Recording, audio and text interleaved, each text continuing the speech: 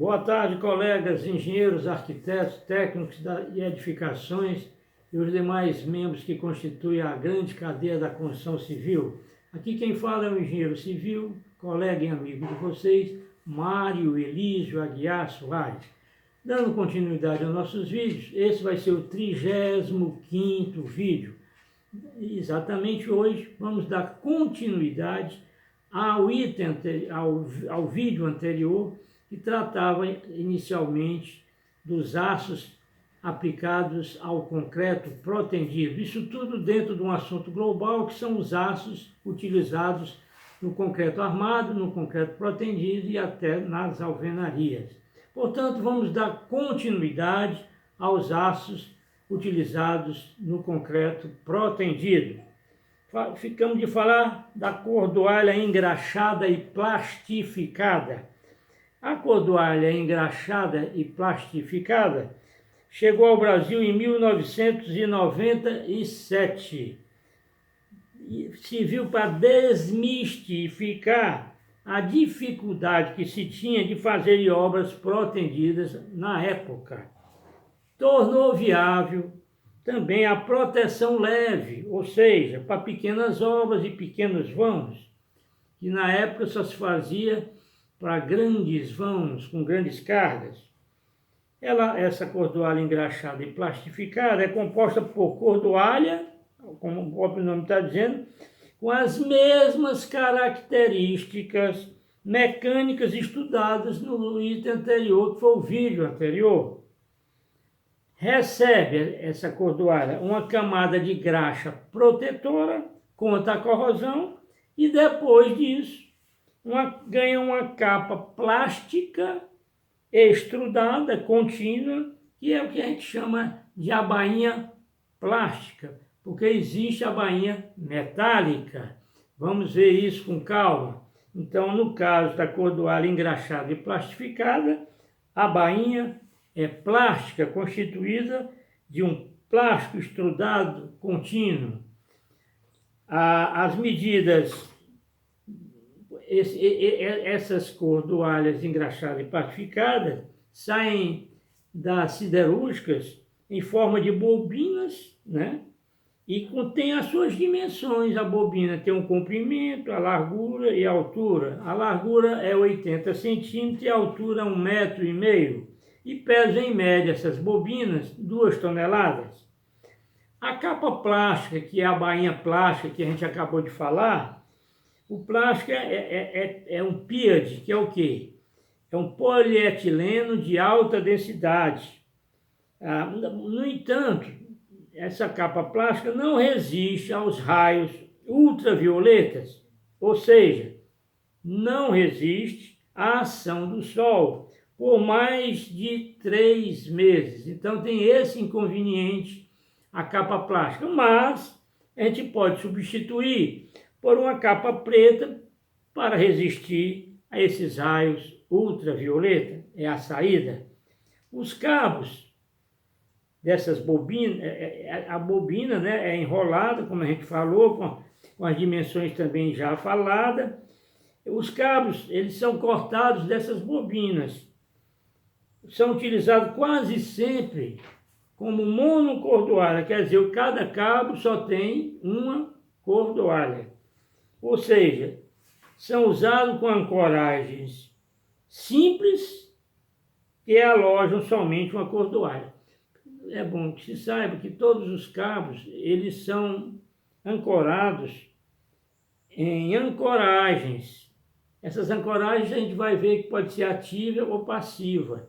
E nesse caso, cada cabo só tem uma cordoalha, usada com ancoragem simples, que aloja somente uma cordoalha. A aplicação da força de proteção do macaco, porque todo cabo ele tem que ser esticado, né? Depois ele é solto ou cortado para voltar e comprimir o concreto, diminuindo assim, possivelmente, as tensões de tração, ou até mesmo, às vezes, eliminando as tensões de tração e reduzindo também o efeito da fissuração. Então, a aplicação da força de proteção do macaco se faz uma com uma só elevação de pressão hidráulica. É a chamada proteção simples. Vamos entender melhor isso. Normalmente, os outros cabos, nós estamos estudando os cabos de cordoalho engraxado e plastificado. É isso que nós estamos estudando. Normalmente, os outros cabos, eles são puxados em mais de uma fase. Quer dizer, a gente faz a elevação das tensões e dá uma parada, depois faz outra elevação de tensão, dá uma parada, até chegar na tensão que o calculista determinou para a proteção daquele cabo. Nesse caso, nós estamos estudando, em particular, os cabos em cordoalho engraxado e plastificado. Então, a aplicação da força de proteção do macaco se faz com uma só elevação. Quer dizer, você estica o cabo só uma vez, já atingiu a tensão que o projetista, que o calculista determinou. É a chamada proteção simples. Passando agora para um estudo também, nós estamos estudando de uma maneira bem simplificada, mas com muita objetividade e muita didática, ficando, creio, um bom conhecimento para todos nós.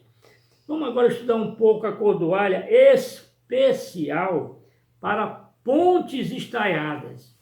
Ora, se nós estamos falando em pontes estaiadas, nós precisamos, antes de desenvolver o assunto, falar um pouco do conceito do que é ponte estaiada.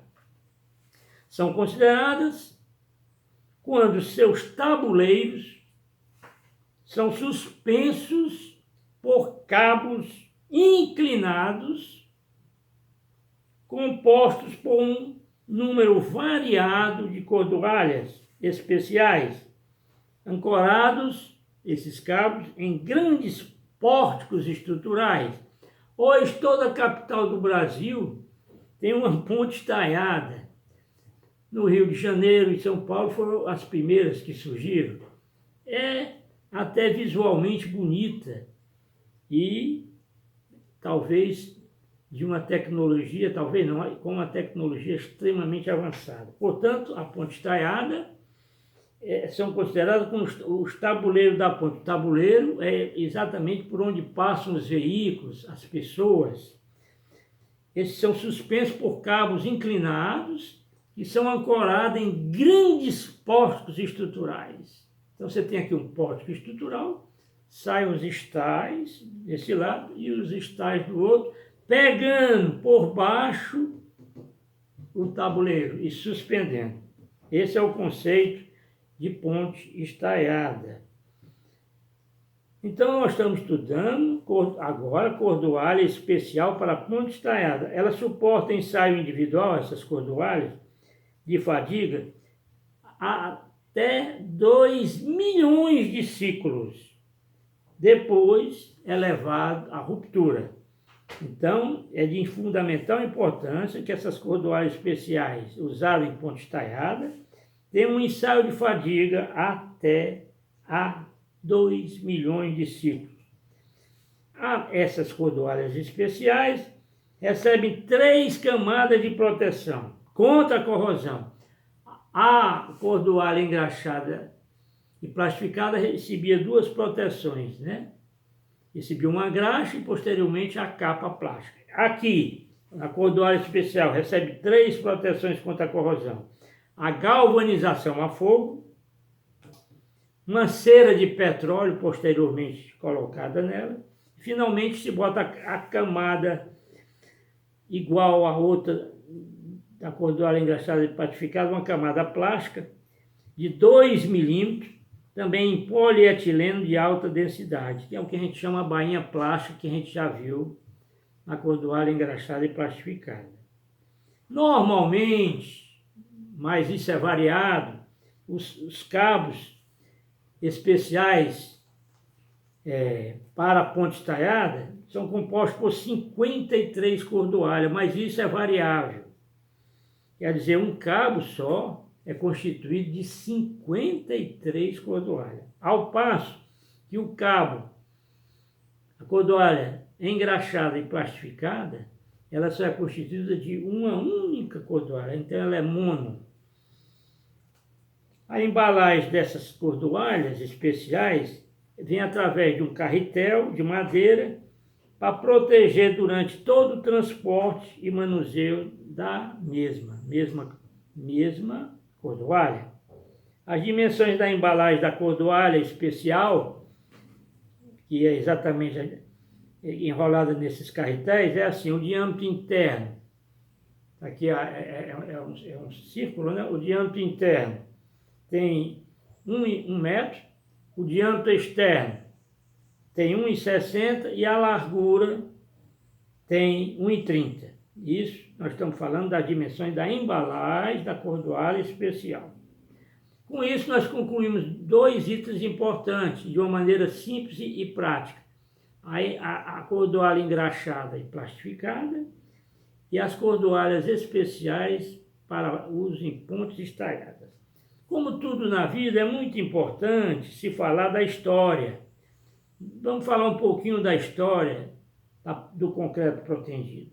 Coube a um engenheiro francês, Eugène Freycinet, a introdução do aço duro para realizar as proteções em 1928. Portanto, o concreto protendido a gente deve aos franceses, através do grande engenheiro Eugène Freycinet, que hoje é nome até de um dos sistemas de proteção, que são o sistema de proteção Freycinet. A primeira ponte em concreto protendido no mundo foi feita em Aue, na Alemanha, projetada por de Singer em 1936. Quer dizer, 8 anos depois que Freycinet introduziu a proteção, já foi feita a primeira ponte em concreto protendido na Alemanha, em 1936. O concreto protendido, de um modo geral, somente tornou-se viável com o emprego das ancoragens, que é onde se ancora os cabos, né? Falei até que as ancoragens podem ser ativa e passiva, e dos equipamentos especializados para proteção. Sabe quem bolou isso? Freycinet, novamente, em 1939, na França. Mas Magnell, na Bélgica, também fez essas ancoragens, esses equipamentos, em 1940, já diferenciando um pouco o sistema do Freycinet do dele, sistema de proteção, mas ambos com o mesmo intuito. No Brasil, nós somos sempre adiantados em estrutura, nós somos um celeiro de grandes engenheiros de estrutura, não só no Rio e São Paulo, mas aqui no nosso querido Ceará.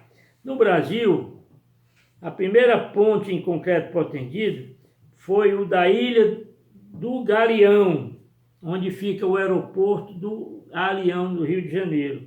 No Rio de Janeiro, em 1948, foi projetada pelo engenheiro Carlos Freire Machado, em vigas retas pré-moldadas, através de que sistema? Sistema Freycinet, realizado essas proteções pela empresa Stup. Stup significa Sociedade Técnica para Utilização da Pretensão Processo Freycinet. Só uma pausa aí, é bom que se diga que a Stup, o doutor Carlos Freire Machado, que projetou e calculou a primeira ponte em concreto protendido no Brasil, era seu presidente por muitos anos no Brasil. E, ao mesmo tempo, era o presidente da Cecisa, que era uma empresa derivada da Stup, que fazia parte de projeto.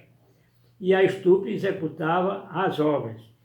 Eu tive a honra e a sorte de, no 4º ano de engenharia, ter sido estagiário da Stup, no Rio de Janeiro, quando eu fazia a Escola Nacional de Engenharia da Universidade Federal do Rio de Janeiro, na Ilha do Fundão. Tive o prazer de não só conhecer o Dr. Carlos Freire Machado, mas também de tirar dúvidas e conversar com ele. Pessoa altamente competente, extremamente agradável e educado. Aprendi um pouquinho de proteção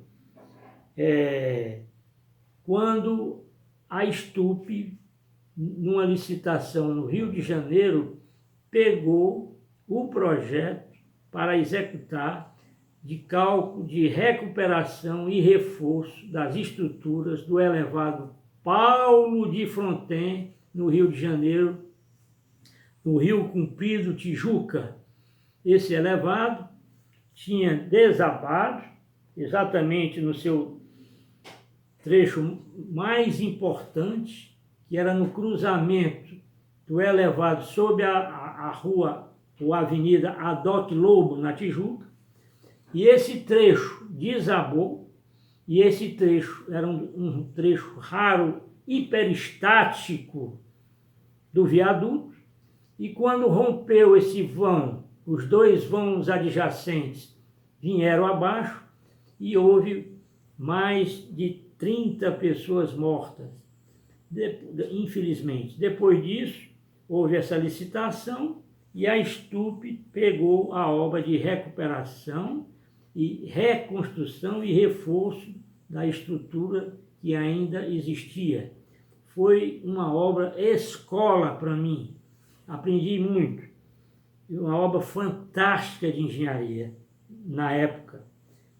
Na década de 70, já na década de 70, a preferência passou para cabos de proteção internos, porque tinha a proteção externa, mas a partir de 70 deu-se mais preferência ao uso de cabo de proteção interna, quer dizer, dentro da peça, dentro da viga, dentro da laje, constituído por cordoalhas ancoradas individualmente por meio de cunhas e envolvidas por uma bainha aí metálica.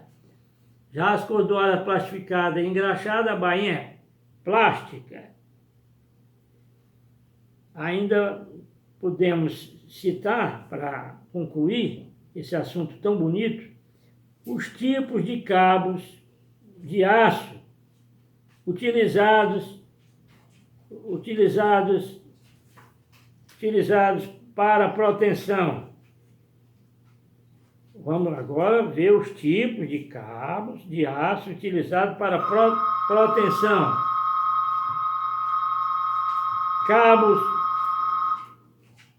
Cabos não aderentes e cabos aderentes. Cabos não aderentes, o que é que vem a ser? É aqueles cabos que têm suas extremidades ancoradas, o cabo está aqui, suas extremidades ancoradas no concreto, porém não se acham incorporados à viga, não havendo aderência entre os cabos e o concreto. Isso são cabos não aderentes. Podem, inclusive, ser substituídos ou reprotendidos. Esse é o conceito de cabos não aderentes. E os cabos aderentes? Têm suas extremidades ancoradas no concreto também, como não aderentes. No entanto, são incorporados à estrutura e com aderência. Essa é a diferença entre um cabo aderente e um cabo não aderente.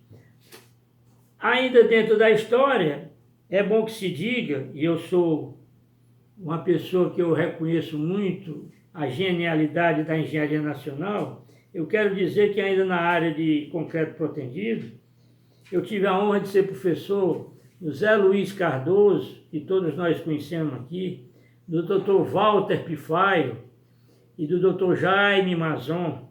Esses três também eram grandes projetistas em concreto protendido.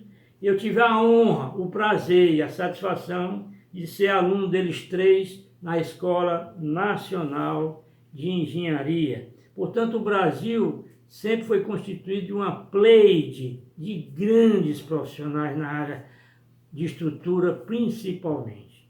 Eu agradeço mais uma vez a vocês peço que visualize meus vídeos clicando no link. E também, se não se inscreveram, que se inscrevam. E se inscreveram, peço aos amigos, colegas, parentes, para se inscreverem. Divulguem meus vídeos. E esse foi o 35º vídeo. Vamos agora, no próximo vídeo, 36º, já falar de um outro assunto, que seria a aplicação das treliças metálicas nas lajes treliçadas. Muito obrigado e até a próxima.